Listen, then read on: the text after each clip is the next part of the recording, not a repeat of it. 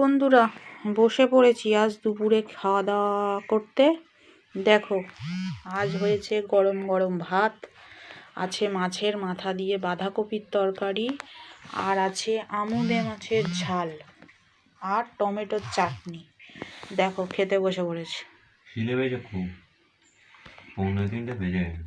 তা আমি কি করব? আমার তো দোষ নয়, দোষ তো তোমার। তুমি 11টার সময় বাড়ি এলে, 12টার সময় টিফিন খেলে, তারপর তো আমি রান্নাটা বসাবো। আমি কি জাদু? শিখবে? হ্যাঁ, শিখবে? আমি এবার কি জাদু মন্ত্র শিখবো তোমার জন্য নাকি? আমার ট্যালেন্ট আছে বলে আমি এইসব শিখে গেছি।